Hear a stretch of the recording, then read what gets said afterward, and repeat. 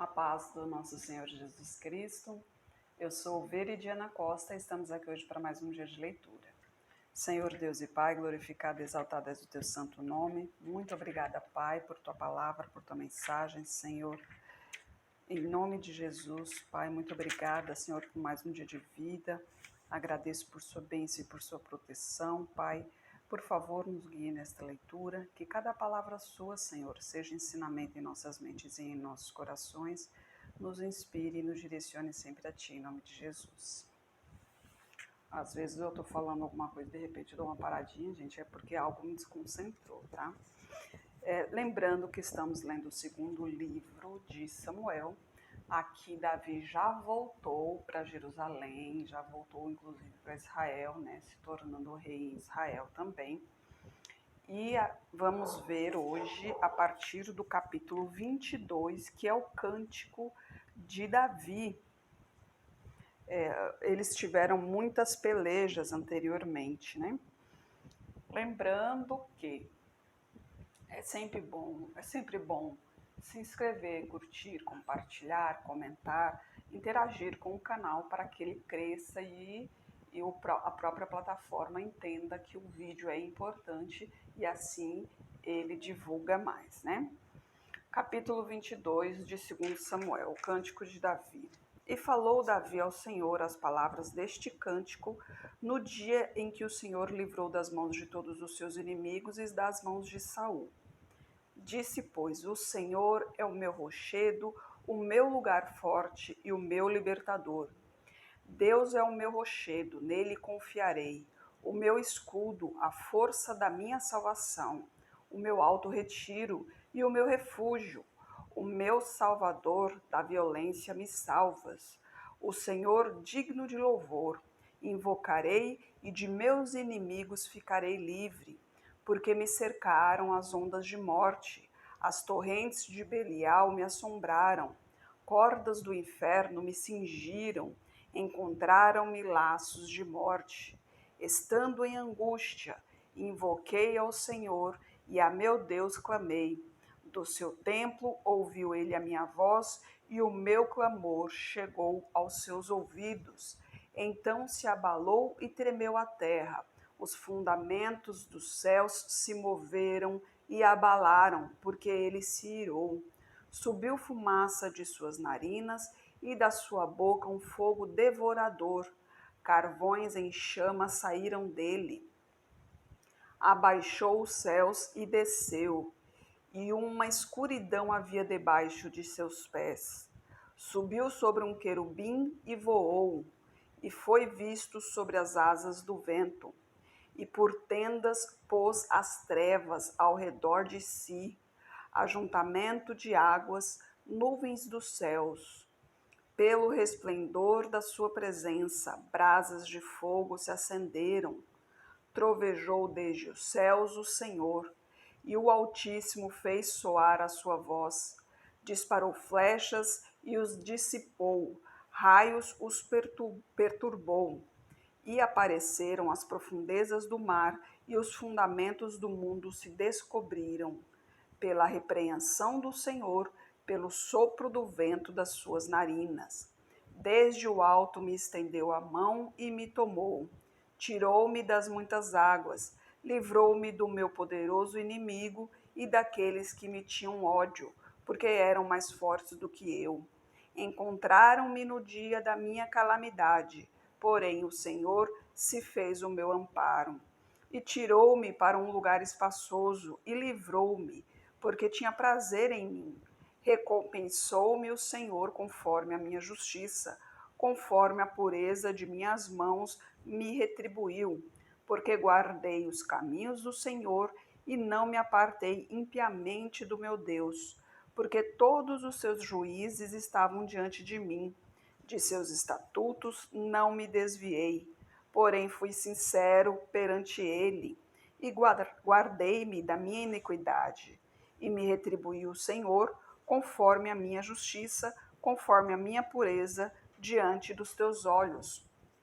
Com o benigno te mostras benigno, com o homem íntegro te mostras perfeito, com o puro te mostras puro, mas com o perverso te mostras rígido, e o povo aflito livras, mas teus olhos são contra os altivos, e tu os abaterás, porque tu, Senhor, és a minha candeia, o Senhor ilumina as minhas trevas, porque contigo passo pelo meio de um esquadrão, pelo meu Deus salto um muro.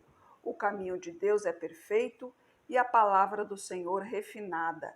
É o escudo de todos os que nele confiam. Porque quem é Deus senão o Senhor? E quem é o rochedo senão o nosso Deus? Deus é a minha fortaleza e a minha força. Ele perfeitamente desembaraça o meu caminho. Faz ele os meus pés como os das servas, né? E me põe sobre as minhas alturas. Instrui as minhas mãos para a peleja, de maneira que um arco de cobre se quebra pelos meus braços. Também me deste o escudo da tua salvação, e pela tua brandura me vieste a engrandecer.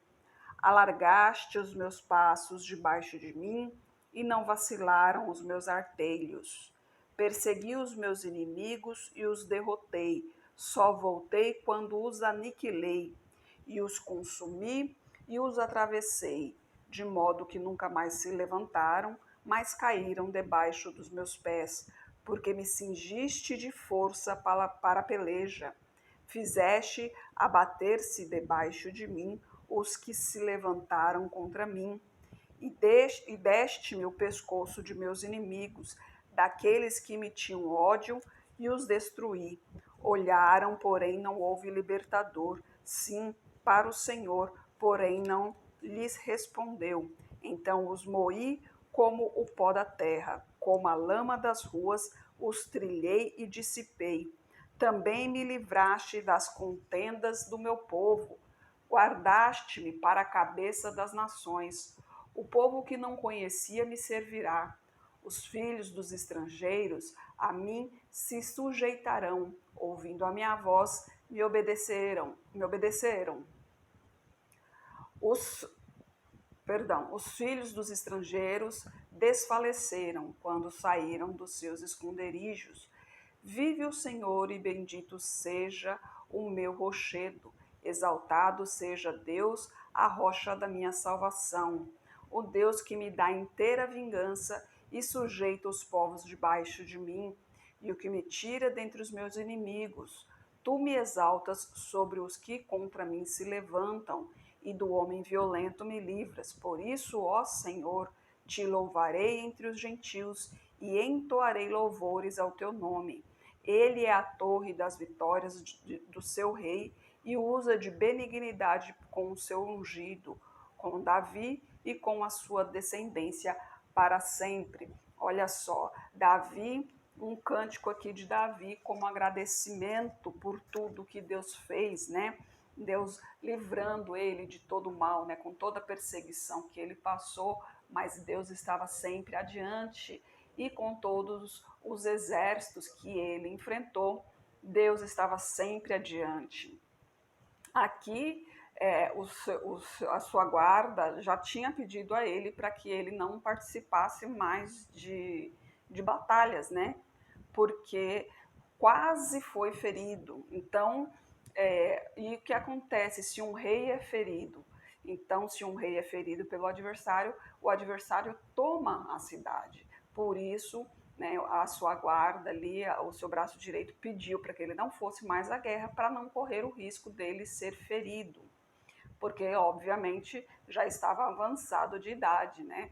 A idade chega para todos, né?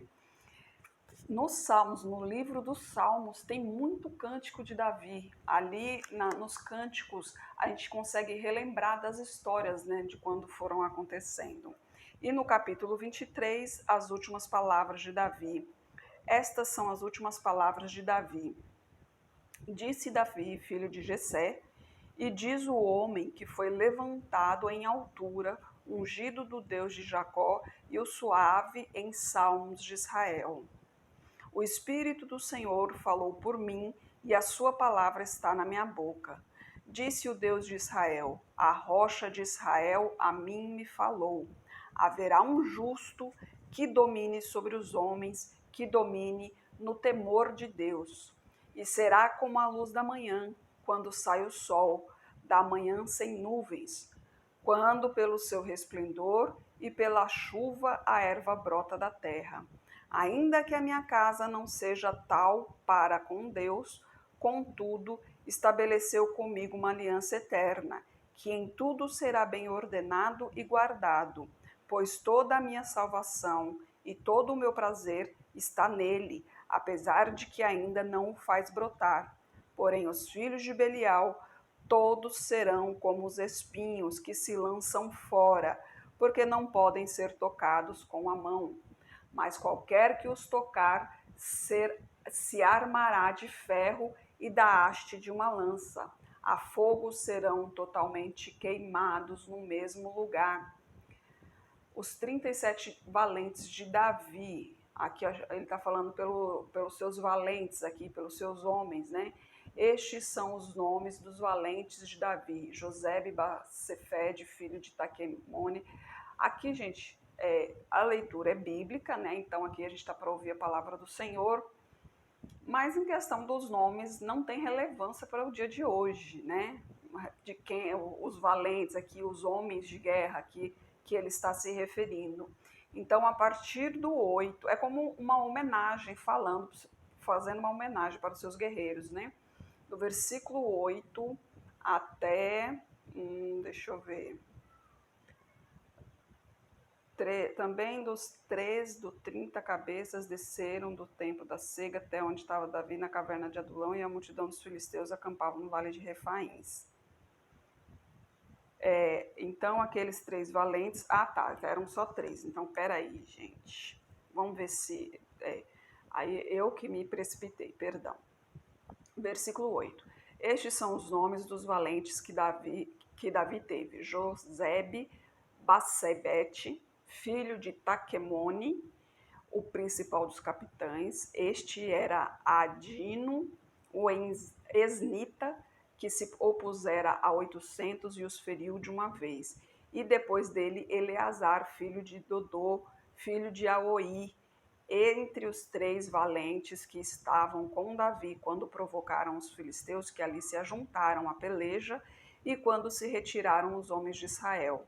Este se levantou e feriu os filisteus, até lhe cansar a mão e ficar a mão pegada à espada. E naquele dia o Senhor efetuou um grande livramento, e o povo foi onde ele estava, somente para pegar o despojo. E depois dele, Sama, filho de Agé, o Ararita, quando os filisteus se ajuntaram numa multidão, onde havia um pedaço de terra cheio de lentilhas, e o povo fugira de diante dos filisteus. Este, pois, se pôs no meio daquele pedaço de terra e o defendeu e feriu os filisteus, e o Senhor operou grande livramento. Também 3 dos 30 cabeças desceram no tempo da cega, até onde estava Davi, na caverna de Adulão, e a multidão dos filisteus acampara no vale de Refaíns. Davi estava então num lugar forte, e a guarnição dos filisteus em Belém. E teve Davi desejo e disse: quem me dera beber a água da cisterna de Belém, que está junto à porta. Então aqueles 3 valentes atravessaram o campo dos filisteus, tiraram água da cisterna de Belém, que está junto à porta, e tomaram e a trouxeram para Davi. Porém ele não a quis beber, mas derramou-a perante o Senhor e disse: guarda-me, ó Senhor, de que tal faça. Beberia eu o sangue dos homens que foram com risco da sua vida? De maneira que não a quis beber. Isto fizeram aqueles 3 valentes. Aqui só um detalhe que chama atenção, né? Davi sentiu um desejo ali e os 3 valentes foram lá para realizar esse desejo. E Davi não usufruiu desse desejo. Por quê? Porque os homens quiseram agradar a Davi. Mas Davi teve contigo que, poxa, eles passaram, eles estavam correndo o risco de morte, né? Estavam em guerra, eles estavam sendo perseguidos e foram lá simplesmente para buscar uma água que Davi tinha vontade. Então ele se sentiu indigno de aceitar esse presente. Então ofereceu ali como sacrifício pacífico ali para o Senhor. Melhor ainda, né? E aí no versículo 19, porventura este não era o mais nobre dentre... perdão, versículo 18, também Abisai, filho de Joabe, filho de Zeruia, era a cabeça de 3, este alçou a sua lança contra 300 e os feriu, e tinha um nome entre os 3. Porventura este não era o mais nobre dentre os 3? Pois era o primeiro deles, porém aos primeiros 3 não chegou. Também Benaia, filho de Joiada, filho de um homem valoroso de Cabzel, grande em proezas, este feriu 2 fortes leões de Moabe. Desceu ele numa caverna e feriu um leão no tempo da neve. Também este feriu um homem egípcio, homem de respeito. Na mão do egípcio havia uma lança, porém ele o enfrentou com um cajado, com o qual arrancou a lança da mão do egípcio e o matou com a sua própria lança. Estas coisas fez Benaia, filho de Joiada, pelo que teve nome entre os 3 valentes. Dentre os 30, ele era o mais nobre, porém aos 3 primeiros não chegou. E Davi o pôs sobre os seus guardas. Aí aqui sim está falando sobre os guardas, né? São os nomes dos filhos dos... são os nomes dos guardas do versículo 24 até o versículo 39, que é onde encerra o capítulo 23, e já vamos na sequência para o capítulo 24, que é o recenseamento e a praga. E a ira do Senhor se tornou a ascender contra Israel, e incitou a Davi contra eles, dizendo: vai, numera Israel e a Judá. Disse, pois, o rei a Joabe, chefe dos exércitos, o qual tinha consigo: agora percorre todas as tribos de Israel, desde Dan até Berseba, e numera o povo, para que eu saiba o número do povo. Então disse Joabe ao rei: ora, multiplique o Senhor teu Deus a este povo 100 vezes tanto quanto agora é. E os olhos do rei meu senhor o vejam.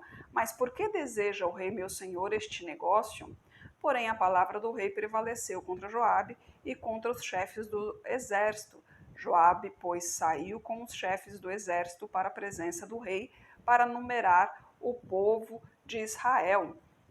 O censo, né, a gente sabe muito bem como que é o censo, né, que aqui no Brasil acho que é a cada 10 anos que tem esse censo, né, que é o IBGE. Só um detalhe que a gente não viu aqui. Até então, Davi não pediu, como se diz assim, Davi não pediu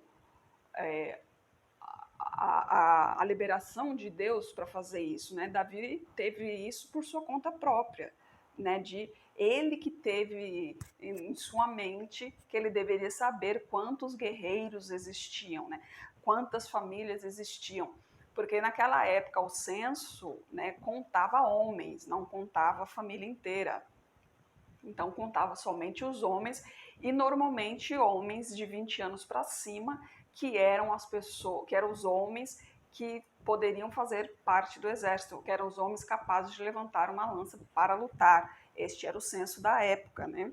Mas Deus estava com eles, né? Tudo que eles lutaram foi vencido porque Deus permitiu, porque Deus estava junto, porque Deus venceu, né? Entanto que Joabe fala para ele aqui, né? Nossa, para que você quer? Tipo assim, para que o senhor deseja saber a quantidade de pessoas que tem?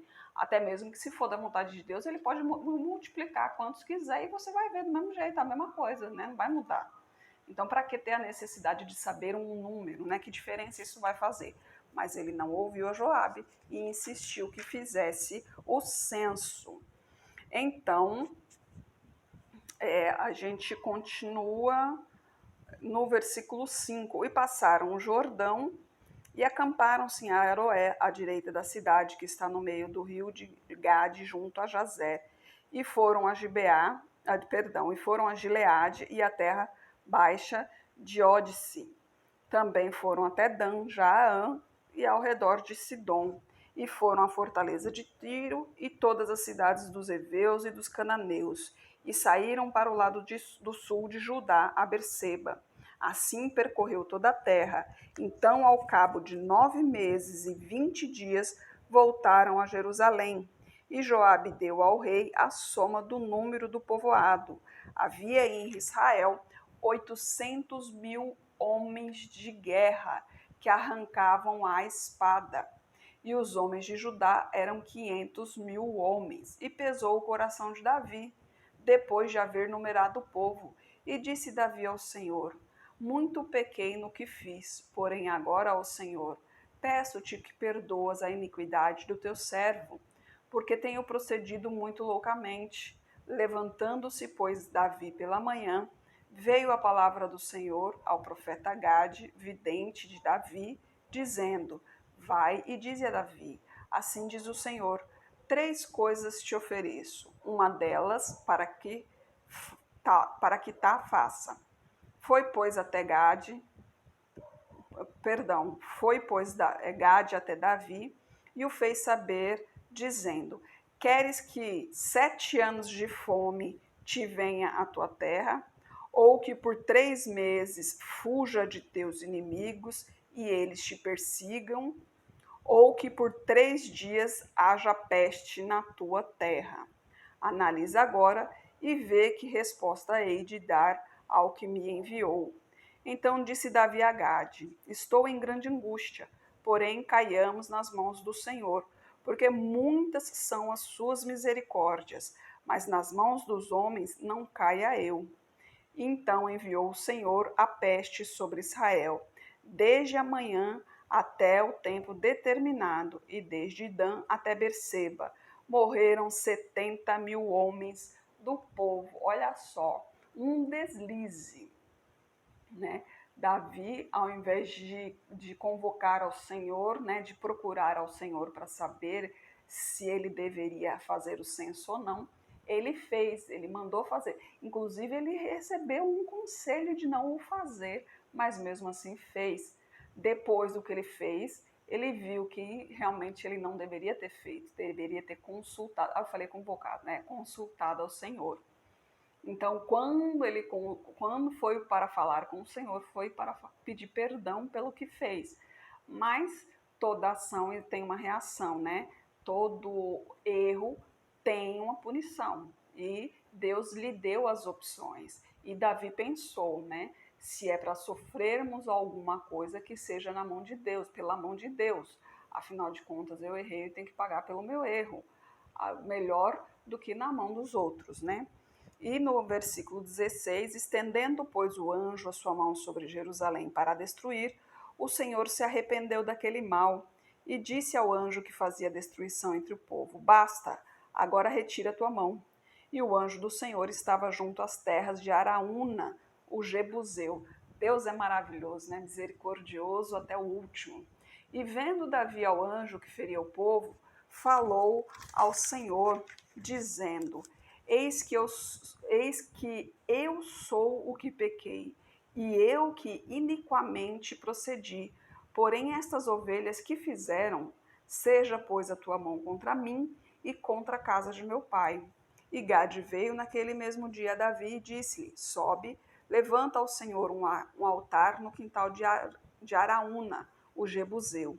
Davi subiu, conforme a palavra de Gade, como o Senhor lhe tinha ordenado. E olhou Araúna e viu que vinha para ele o rei e os seus servos. Saiu, pois, Araúna e inclinou-se diante do rei, com o rosto em terra. E disse Araúna: por que vem o rei meu senhor a seu servo? E disse Davi: para comprar de ti esta terra, a fim de edificar nela um altar ao Senhor, para que este castigo cesse de sobre o povo. Então disse Araúna a Davi: tome e ofereça o rei meu senhor o que bem parecer aos seus olhos. Eis aí bois para o holocausto, ou os trilhos e o aparelho dos bois para a lenha. Tudo isto deu Araúna ao rei. Disse mais Araúna ao rei: o Senhor teu Deus tome prazer em ti. Porém, o rei disse a Araúna: não, mas por preço justo te comprarei, porque não oferecerei ao Senhor meu Deus holocaustos que não me custem nada. Assim, Davi comprou a terra e os bois por 50 siclos de prata e edificou ali ao Senhor um altar e ofereceu holocaustos e ofertas pacíficas. Assim o Senhor se aplacou para com a terra e cessou aquele castigo sobre Israel. Olha só que interessante, né? Deus mostrou para Davi o que ele deveria fazer, que seria levantar um altar para o Senhor. Para levantar um altar para o Senhor, tem que ter um lugar especial. E Deus disse claramente que seria ali no lugar de Araúna, né? Quando ele foi lá, Araúna falou, não, já que é para Deus, então pode pegar e fazer o que bem for da vontade do nosso Senhor. Ou seja, se Davi aceitasse aquilo e fizesse um altar, o sacrifício seria de quem? De Araúna, o proprietário do terreno, né? O proprietário do espaço, porque foi ele quem deu. Mas Davi, em sua sabedoria, ele entendeu isso, por isso insistiu em comprar. Falou: não, eu vou comprar porque o sacrifício é meu, então eu vou comprar, né? Eu que vou ter o meu gasto para que eu possa ofertar ao Senhor. E assim ele comprou e construiu ali um altar em nome de Deus, né? Que maravilhoso! Deus sempre benevolente, misericordioso, amoroso, né?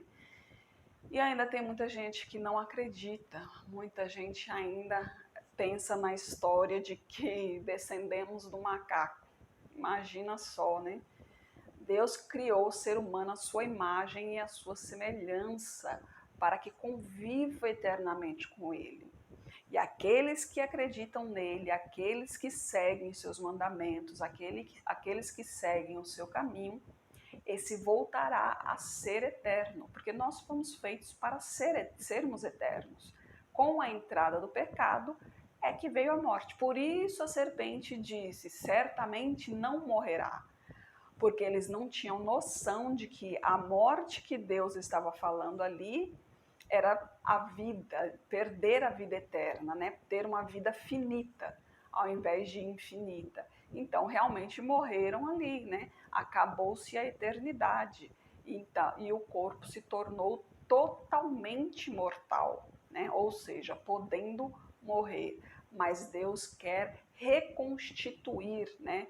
Aliás, não é nem reconstituir, é fazer um novo mundo, né? A nova Jerusalém. A própria palavra diz a nova Jerusalém. Então, aqueles que nele crê, com certeza estará no livro da vida, né? Basta seguir os seus caminhos e os seus preceitos. Senhor Deus e Pai, glorificado e exaltado és o teu santo nome, Pai. Muito obrigada, Senhor, por tua palavra, por tua mensagem, Senhor. Eu peço a Ti por essa pessoa que está orando comigo, Pai. Manifeste o Teu poder na vida dela, Senhor. Eu não sei o que está afligindo, Pai. Mas são tantas coisas, Senhor, são tantas perturbações, são tantas provações, são tantas tentações, enfermidades, agonia, tanta coisa misturada ao ser humano e nós somos incapazes, Pai, nós somos incapazes de digerir tudo isso, muitos sentimentos reunidos, Pai. Nós necessitamos de Tua presença, Senhor, não somos nada sem Ti. Esteja no coração dessa pessoa, Pai, arrumando a casa, Pai, adornando a casa do Teu Espírito, em nome de Jesus, Senhor. Eu peço a Ti por toda a minha parentela, por toda a parentela de meu esposo, derrama a Tua unção sobre cada um deles, Pai. Manifeste o Teu poder na vida de cada um e traga todos para o Seu caminho. Peço a Ti pelos nossos governantes, pelas nossas autoridades, que os Teus anjos estejam guiando cada um deles de acordo com a Tua vontade, Pai. Peço a Ti pelos Teus filhos, por favor, Pai, nos capacite cada vez mais para proclamarmos o Teu Evangelho. É o que eu oro em nome de Jesus. Amém. Que Jesus Cristo esteja em seu coração e que Deus abençoe.